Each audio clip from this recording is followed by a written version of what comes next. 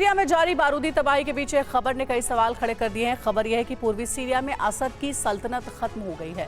विद्रोही गुट एसडीएफ ने देर एज जोर पर कब्जा कर लिया है, लेकिन उनके खिलाफ तुर्की समर्थक एसएनए ने मोर्चा खोल दिया, जिससे अमेरिका और तुर्की के आमने सामने आने की आशंका बढ़ गई है।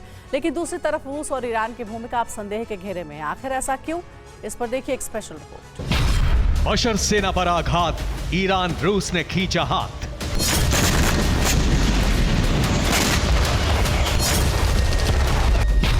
सीरिया के हालात विकट, नेटो पर नया संकट।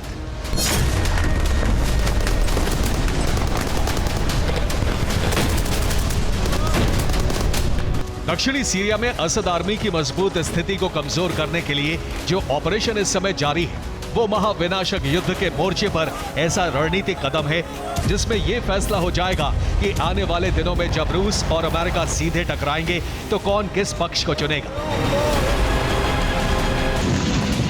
और जैसे जैसे सीरिया में जंग की आग भड़क रही है, वैसे वैसे तस्वीर भी साफ होने लगी है।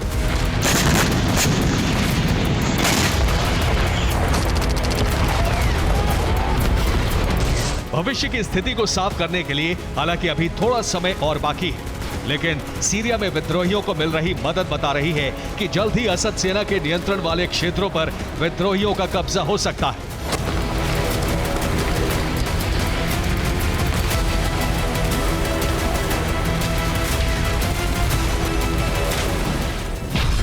जिसका प्रमाण है देर अज़-ज़ोर प्रांत।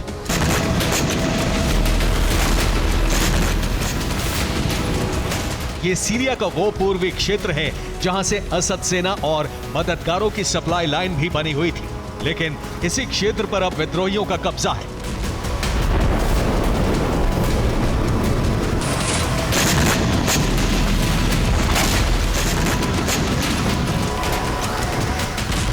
ये पिछले 48 घंटे में तेज हुए हमलों से जुड़ी वो अपडेट है जिसने सीरिया की स्थिति को टकराव के केंद्र के रूप में स्थापित कर दिया है। और ये बात दावे के साथ इसलिए कही जा सकती है क्योंकि देर अज़-ज़ोर में सिर्फ जीत हार तक हालात सीमित नहीं है, बल्कि भविष्य के संकट को स्पष्ट करने वाली तस्वीर यहां उभर कर सामने आई है। और हम ऐसा क्यों कह रहे हैं, इसे हालिया स्थिति से समझ लीजिए। दरअसल सीरिया से असद शासन को उखाड़ फेंकने के लिए विद्रोही संगठन उत्तरी क्षेत्र में ज्यादा सक्रिय रहा है। इसलिए आफरीन, ताल अबियाद, रसल आइन पर तुर्की समर्थक एसएनए का मजबूत कब्जा है। लेकिन उत्तर पूर्वी क्षेत्र की तरफ जैसे ही बढ़ते हैं तो कुर्द मूल के विद्रोही ज्यादा सक्रिय हैं, जिन्होंने अल हस्का, रक्का के साथ देर अज़-ज़ोर प्रांत के एक हिस्से पर कब्जा कर लिया था। और इसी कुर्द मूल के एसडीएफ ने देर अज़-ज़ोर पर अब पूरी तरह से कब्जा करके असद सरकार का पूर्वी क्षेत्र से दबदबा खत्म कर दिया है।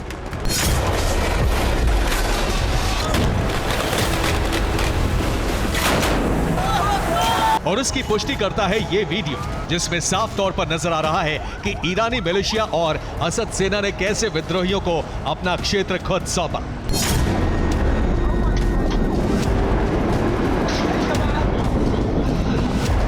इसके अलावा कुछ और तस्वीरें भी सामने आई हैं जो बताती हैं कि एक तरफ एसडीएफ ने देर अज़-ज़ोर पर कब्जा किया है तो दूसरी तरफ ईरान समर्थित मिलिशिया इराक की ओर रवाना हो गए हैं।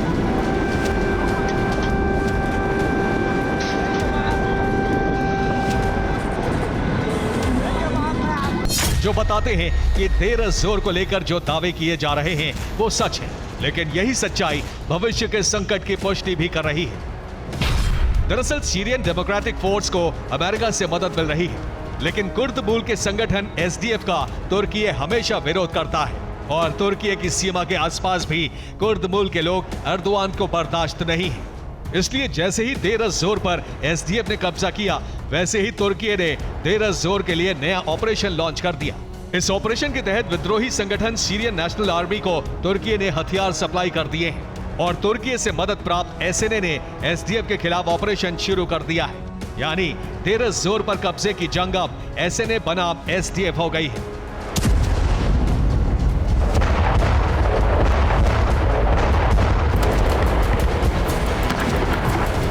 और ये जंग अहम इसलिए है क्योंकि इस क्षेत्र में 2011 में आईएसआईएस का कब्जा हुआ करता था, जिसे अमेरिका ने अपने हमले में पीछे ढकेला और असद सेना इस क्षेत्र में तैनात हो गई। लेकिन एक बार फिर ये क्षेत्र सीरियाई अरब सेना के हाथ से निकल गया, वो भी तब जब असद सेना के साथ ईरान के प्रॉक्सी और रूस की मदद है।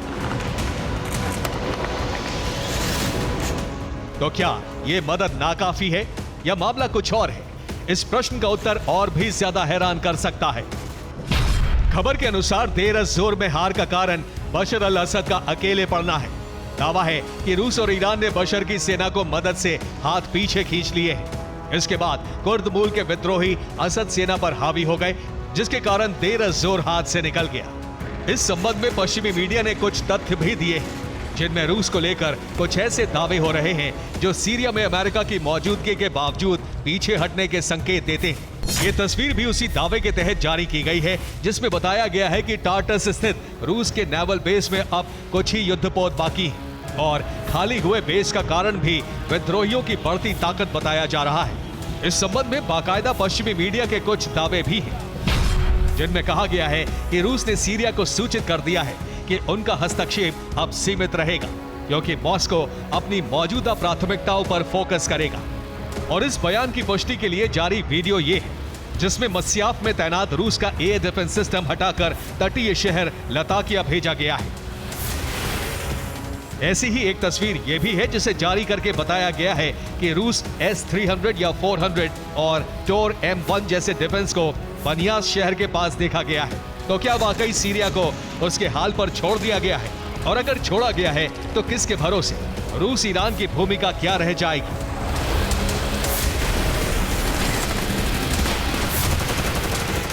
दरअसल इस समय सीरिया को लेकर दो स्थिति है। पहली ये कि या असद वाकई जंग में अकेले पड़ गए हैं या फिर ये एक प्रोपेगेंडा है। अगर असद वाकई अकेले हैं तो फिर उनके पास भागने के अलावा दूसरा रास्ता नहीं है, लेकिन ये प्रोपेगेंडा है तो इसके कई संकेत हैं। पहला ये कि ईरान और रूस बाहर से हमले कर सकते हैं। इसके अलावा सीरिया के आम नागरिकों की मौत के जिम्मेदार वो नहीं होंगे। तो वहीं रूस और ईरान मिलकर सेना भी जंग में उतार सकते हैं। इसमें असद का रुख भी ईरान को लेकर साफ नहीं है, और ऐसा इसलिए क्योंकि बशर के लिए ईरान की बात मानना इजराइल को मिलने वाला अब तक का सबसे बड़ा मौका हो सकता है, जो तुर्की की आंख मिचौली के बीच बशर अल असद के लिए घातक साबित हो सकता है। क्योंकि देर अज़-ज़ोर पर कब्जे के लिए एसएनए कूच तो कर गई है, लेकिन एर्दोआन का रुख साफ नहीं है। अब हो सकता है कि सीरिया को लेकर ईरान और रूस किसी नई रणनीति पर आगे बढ़ रहे हैं, लेकिन सीरिया को लेकर तुर्की का रुख साफ है। एर्दोआन अपनी सीमा और निजी हित के लिए काम करेंगे, फिर बशर की सल्तनत रहे या ना रहे। Bureau report, TV9, Bharatvarsh.